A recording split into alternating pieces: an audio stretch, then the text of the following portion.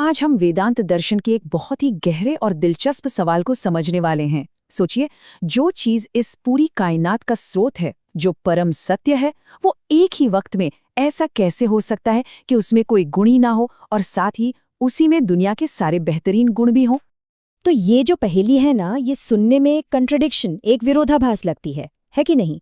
मतलब एक तरफ तो कहा जा रहा है कि अल्टीमेट रियलिटी में कोई क्वालिटी ही नहीं है और दूसरी तरफ वही सब अच्छी क्वालिटीज का मालिक है। तो आज हम इसी गुत्थी को, इसी पैराडॉक्स को सुलझाने की कोशिश करेंगे। अच्छा, तो हम इसे समझेंगे कैसे?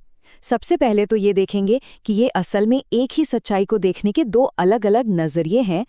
फिर हम इन दोनों नजरियों को जरा गहराई से जानेंगे कि ये हैं क्या और ये आपस में जुड़ते कैसे हैं।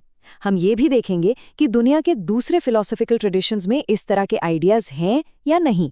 और आखिर में हम एक बहुत ही कमाल के कॉन्सेप्ट पर बात करेंगे जो बताता है कि ये पूरा यूनिवर्स आखिर है क्या।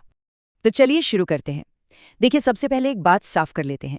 यहाँ हम दो अलग अलग सच या दो अलग अलग भगवान की बात बिल्कुल नहीं कर रहे हैं। नहीं, सच तो एक ही है, बस उसे देखने का, उसे समझने का जो हमारा पर्सपेक्टिव है वो दो तरह का हो सकता है। वेदांत फिलॉसफी हमें दो नजरिए देती है। एक है पारमार्थिक नजरिया, मतलब एब्सोल्यूट पॉइंट ऑफ व्यू। ये रियलिटी को वैसे देखने की कोशिश है जैसी वो अपने आप में है, हमारी समझ, हमारी बुद्धि की पहुंच से बिल्कुल परे। और दूसरा है व्यावहारिक नजरिया। ये है रिलेटिव पॉइंट ऑफ व्यू, मतलब हम अपनी इंद्रियों से, अपने दिमाग से दुनिया को जैसा समझते हैं, ये वो नजरिया है। और यकीन मानिए, यही वो चाबी है जिससे हमारी शुरुआती पहेली का ताला खुलेगा। तो चलिए पहले उस मुश्किल वाले नजरिए को समझते हैं, एब्सोल्यूट व्यू। ये परम सत्य का वो पहलू है जो सच में हमारी सोच और कल्पना से एकदम परे है। इसे कहते हैं निर्गुण ब्रह्म। जैसा कि नाम से ही जाहिर है, निर्गुण मतलब बिना किसी गुण के। ये वो अल्टीमेट रियलिटी है जो स्पेस, टाइम और कॉज एंड इफेक्ट के नियमों से भी ऊपर है।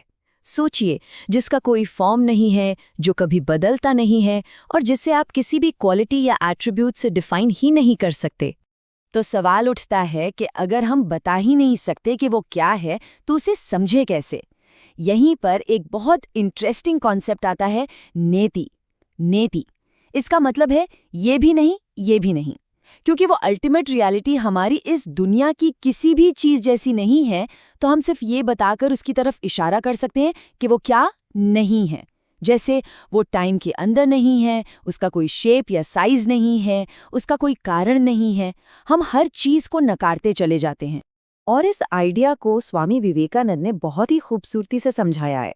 वो कहते हैं कि निर्गुण ब्रह्म के पास लव, एग्जिस्टेंस या नॉलेज जैसी क्वालिटीज नहीं है।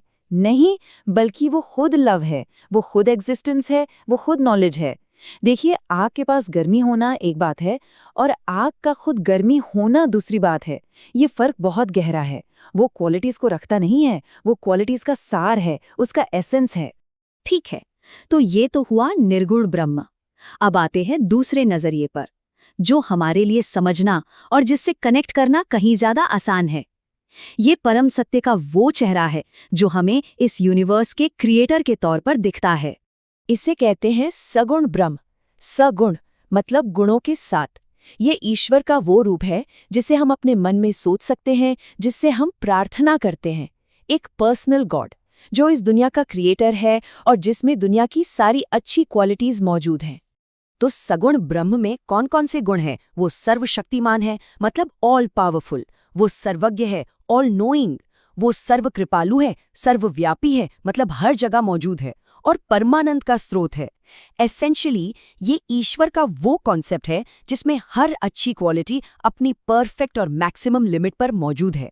तो अब हम वापस अपनी शुरुआती सवाल पर आते हैं। अब हमारे पास दो कॉन्सेप्ट हैं, निर्गुण और सगुण।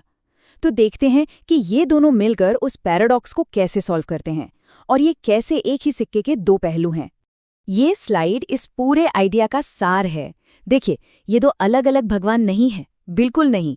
निर्गुण ब्रह्म उस परम सत्य का सार है, उसका एसेंस जो स्टैटिक है, अनमैनिफेस्टेड है।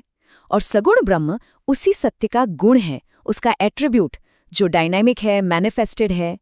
एक अगर बीइंग है तो दूसरा बिकमिंग है। इसको समझने का सबसे अच्छा तरीका वही इज और हैज का फर्क है।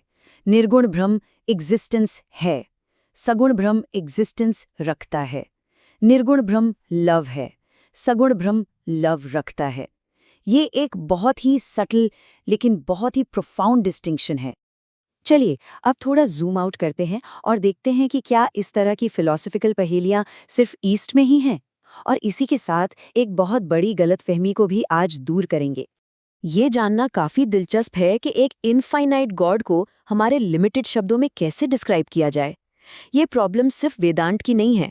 13वीं सदी में वेस्टर्न थियोलॉजिस्ट थॉमस एक्वाइनस ने भी गॉड के असल रूप और हमारे कॉन्सेप्ट ऑफ गॉड के बीच फर्क किया था। तो ये एक यूनिवर्सल फिलोसॉफिकल सवाल है, और यहीं पर वो गलतफहमी आती है जिसे दूर करना जरूरी है।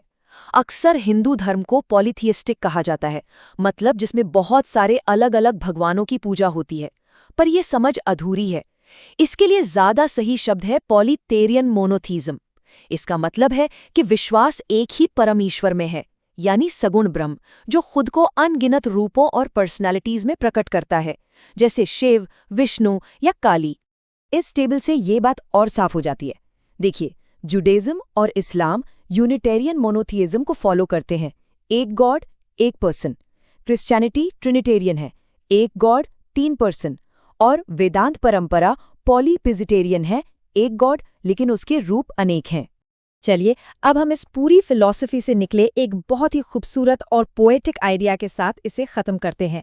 एक ऐसा आइडिया जो बताता है कि ये यूनिवर्स क्यों बना। और वो आइडिया है लीला का। लीला एक संस्कृत शब्द है जिसका मतलब है डिवाइन प्ले या दिव्य खेल।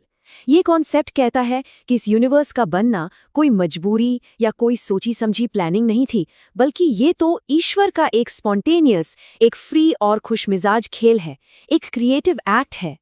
श्री रामकृष्ण ने इसे क्या खूब कहा है कि ये यूनिवर्स दिव्य माँ का खेल है, और इस खेल में सब कुछ है।